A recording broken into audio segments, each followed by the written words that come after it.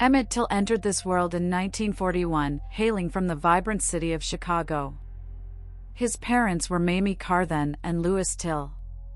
Mamie, originally from the small town of Webb, Mississippi in the Delta region, moved with her family to Argo, Illinois near Chicago when she was 2 years old.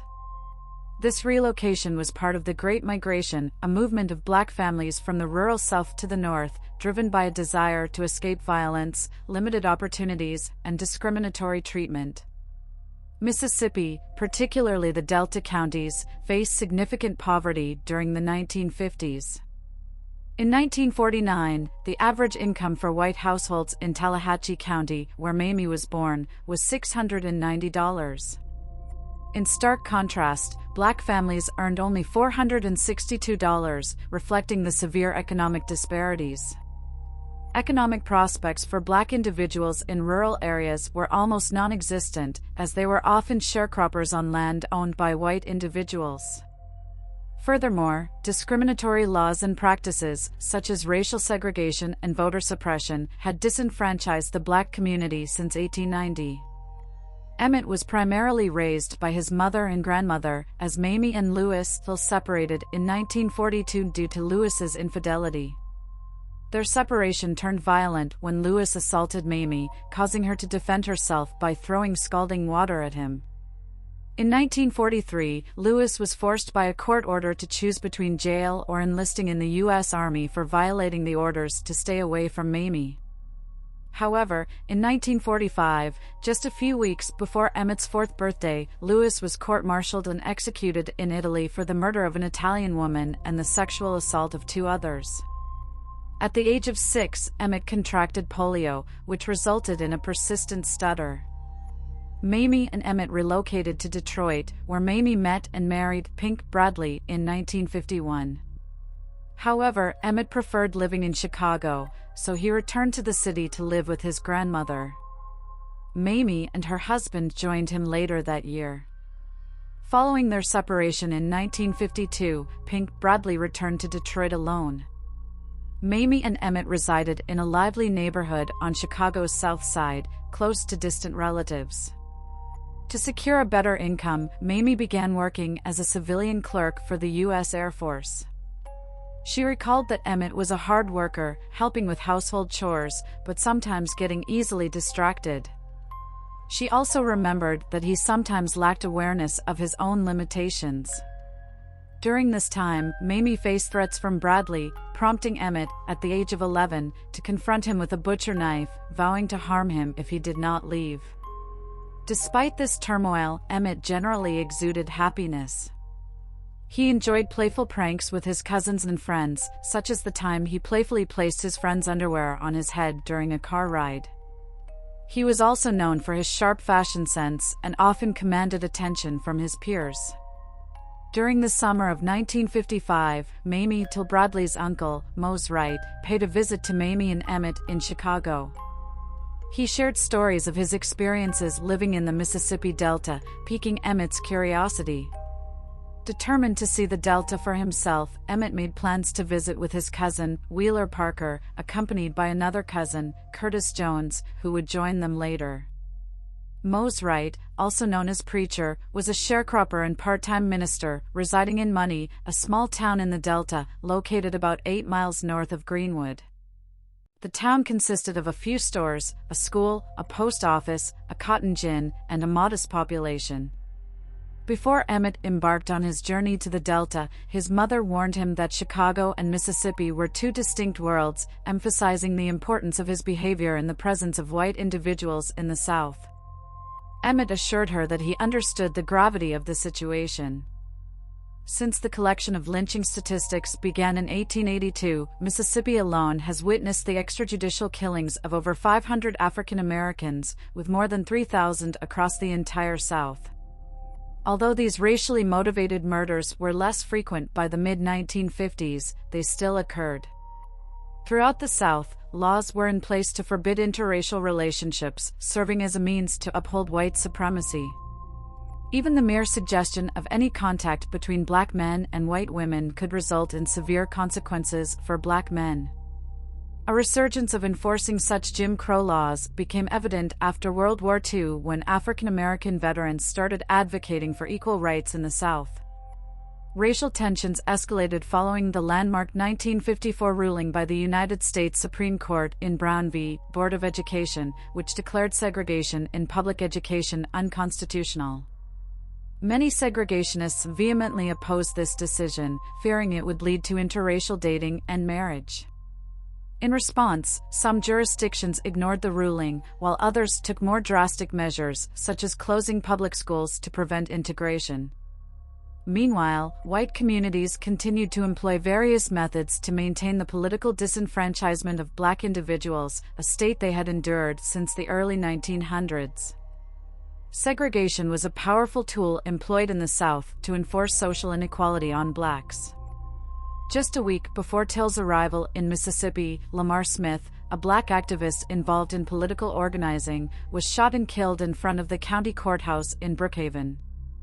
Although 3 white suspects were arrested, they were swiftly released.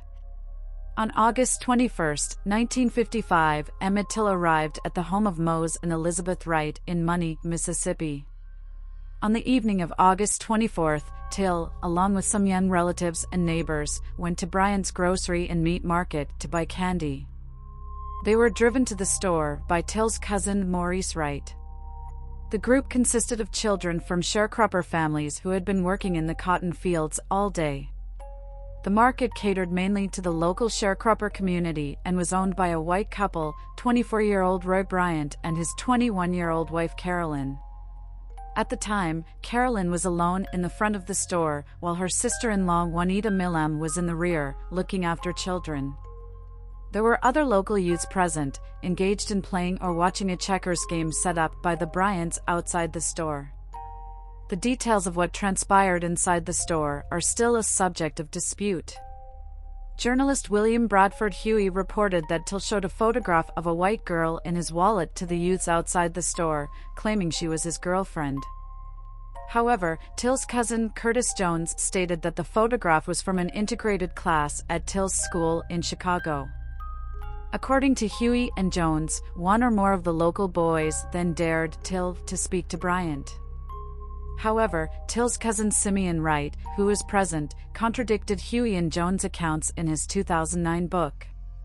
Wright asserted that Till did not have a photo of a white girl and that no one dared him to flirt with Bryant. Wright stated that it was the white community who spread those claims and that they had never spoken to him or interviewed him. The FBI report completed in 2006 noted that Jones recanted his 1955 statements prior to his death and apologized to Mamie Till Mobley, Emmett Till's mother. According to Simeon Wright and Wheeler Parker, Till wolf whistled at Bryant. Wright believed that Till did it to provoke laughter or amusement.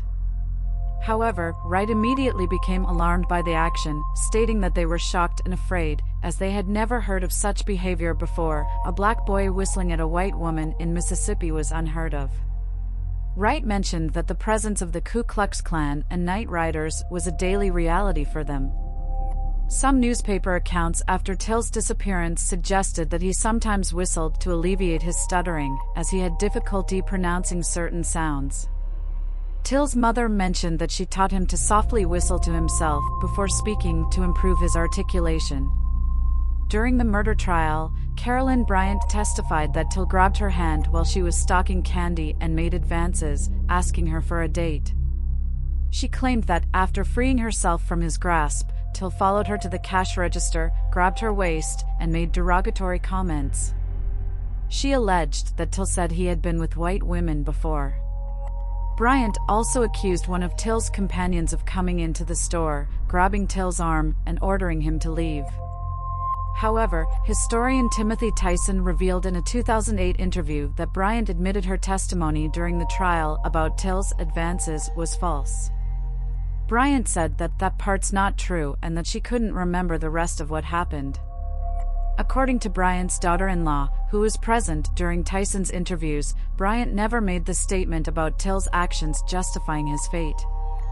Decades later, Simeon Wright challenged Carolyn Bryant's account during the trial, stating that he entered the store less than a minute after Till was left alone with her and witnessed no inappropriate behavior or lecherous conversation.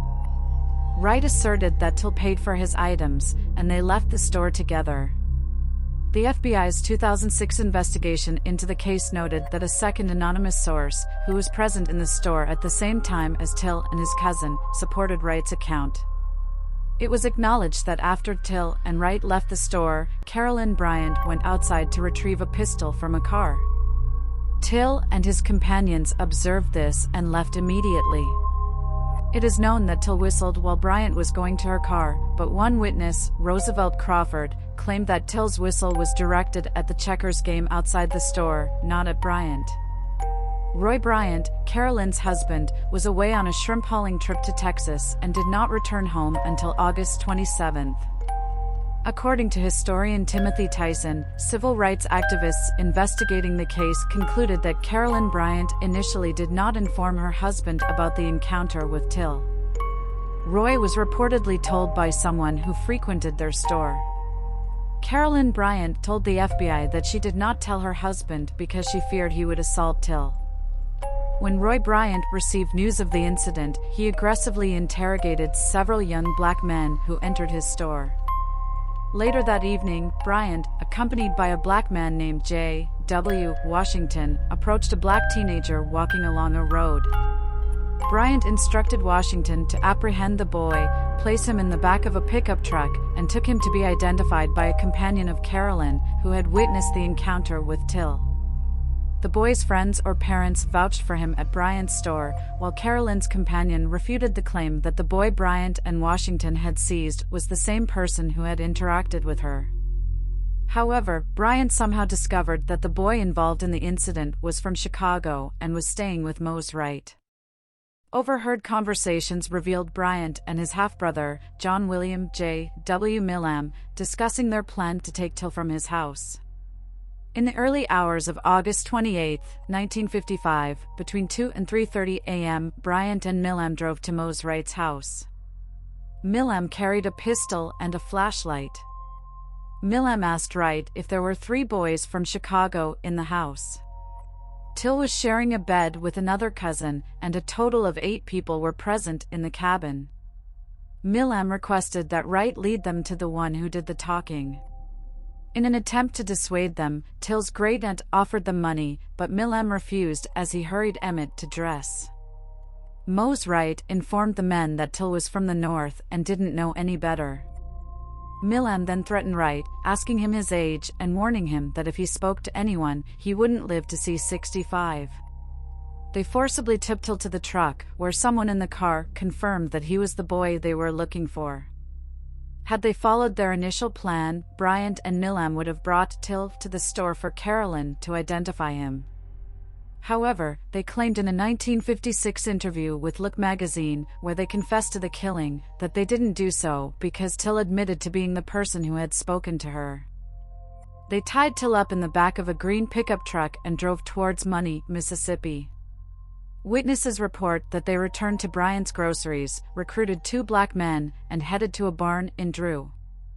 During the journey, they assaulted Till, knocking him unconscious. Willie Reed, an 18-year-old at the time, witnessed the truck passing by.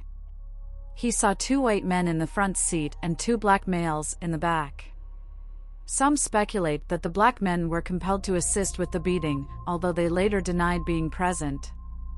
While walking home, Willie Reed heard the sounds of beating and crying coming from the barn.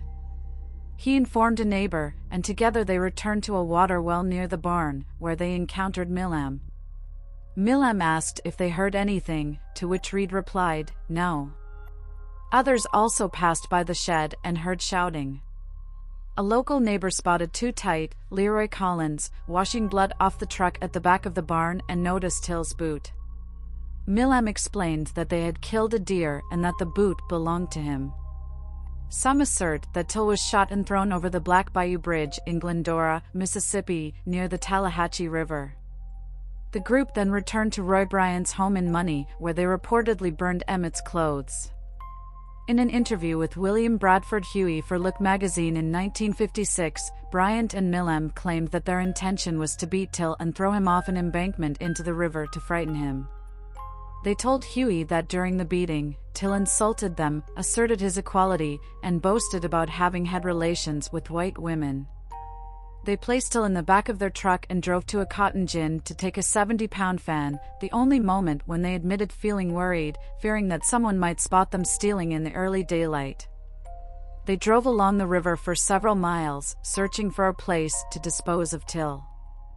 Finally, they shot him by the river and weighed down his body with the fan. Mose Wright waited on his front porch for 20 minutes, expecting Till's return. He didn't go back to bed. Wright and another man drove to Money, obtained gasoline, and searched for Till. Unsuccessful, they returned home by 8 a.m. After learning from Wright that he feared for his life and wouldn't contact the police, Curtis Jones made a call to the Lafleur County Sheriff and another to his mother in Chicago. Distressed, she contacted Emmett's mother, Mamie Till Bradley. Wright and his wife Elizabeth drove to Sumner, where Elizabeth's brother contacted the sheriff. Lafleur County Sheriff George Smith interrogated Bryant and Millam.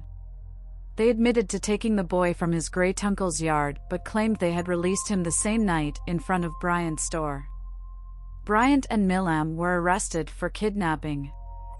As news spread about Till's disappearance, Medgar Evers, Mississippi State Field Secretary for the National Association for the Advancement of Colored People, NAACP, and Amzie Moore, head of the NAACP's Bolivar County chapter, joined the effort. Disguised as cotton pickers, they ventured into the cotton fields in search of any information that could help locate Till.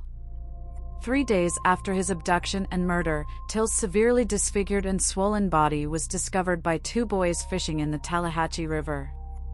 His head bore severe mutilations, a gunshot wound above his right ear, an eye dislodged from its socket, signs of beatings on his back and hips, and his body was weighed down by a fan blade secured around his neck with barbed wire. Till was found naked, except for a silver ring engraved with the initials L.T., and May 25, 1943. His face was unrecognizable due to trauma and being submerged in water. Mose Wright was summoned to the river to identify Till. The silver ring was removed from Till's finger, returned to Wright, and subsequently handed over to the district attorney as evidence. The trial took place in the county courthouse in Sumner, which was the western seat of Tallahatchie County due to the location where Till's body was discovered. The trial attracted significant media attention, with reporters from all over the country descending upon the small town. It was considered the first major media event of the civil rights movement. The lack of available hotels meant that no accommodations were open to black visitors. Mamie Till Bradley, Till's mother, arrived to testify, and the trial also drew the presence of black Congressman Charles Diggs from Michigan. Bradley, Diggs, and several black reporters stayed at the home of T.R.M. Howard in Mound Bayou, which resembled a fortified compound, surrounded by armed guards. A day before the trial began, a young black man named Frank Young approached Howard, revealing that he knew of 2 witnesses to the crime. These witnesses, Levi Too Tight Collins and Henry Lee Loggins, were black employees of Leslie Millam, the brother of J. W. Millam, in whose shed Till was beaten. The prosecution was unaware of Collins and Loggins, and Sheriff Strider booked them into jail in Charleston, Mississippi, to prevent them from testifying. The trial took place in September 1955 and lasted for 5 days, during which the weather was oppressively hot. The courtroom was packed with 280 spectators, with segregated sections for black attendees. Major national newspapers and black publications sent reporters, with black journalists required to sit separately from the white press and farther from the jury. The courtroom atmosphere was characterized by informality, with jury members allowed to drink beer and many white male spectators openly carrying handguns. The defense aimed to create doubt about the identity of the body found in the river, suggesting it couldn't be positively identified and questioning whether Till was actually dead. They argued that Bryant and Millam had released Till after taking him from his great-uncle's house. The defense attorneys also sought to challenge the identification made by Mose Wright, who testified that he saw Bryant and Milam take Till. They highlighted that only Milam's flashlight was in use that night, and Wright had only seen Milam clearly. Wright's testimony was considered exceptionally courageous, as it was rare for a black man in the South to testify against a white man in court and survive. Journalist James Hicks, present in the courtroom, was particularly struck by Wright's identification of Milam, describing it as a historic and electrifying moment. Mamie Till Bradley testified, discussing her instructions to her son and facing scrutiny over the identification of Till's body and an insurance policy she had taken out on him. During the trial, efforts were made to locate Collins and Loggins, but they could not be found. However, 3 witnesses who had seen them with Milam and Bryant on Leslie Milam's property testified. They described hearing sounds of a beating, blows, and cries. Sheriff Strider, testifying for the defense, maintained his theory that Till was alive and that the body retrieved from the river was white. A doctor from Greenwood stated that the decomposed state of the body made identification impossible, suggesting it had been in the water too long to be Till. Carolyn Bryant was allowed to testify in court, but her testimony was deemed irrelevant to Till's abduction and murder, and the jury was not present. However, her testimony was recorded for potential use in an appeal if the defendants were convicted. In the closing statements, one prosecuting attorney acknowledged Till's wrongdoing but argued that it warranted a spanking, not murder. Gerald Chatham passionately called for justice and criticized the sheriff and doctor's statements about a conspiracy. The defense countered by presenting the prosecution's theory as improbable and appealing to the jury's sense of heritage. In Mississippi, 3 outcomes were possible for capital murder: life imprisonment, the death penalty, or acquittal. After just a 67-minute deliberation, the all-white, all-male jury, excluding women and blacks, acquitted both defendants. Some jurors later admitted that they believed Bryant and Milam were guilty but did not consider life imprisonment or the death penalty appropriate punishment for white men who had killed a black man.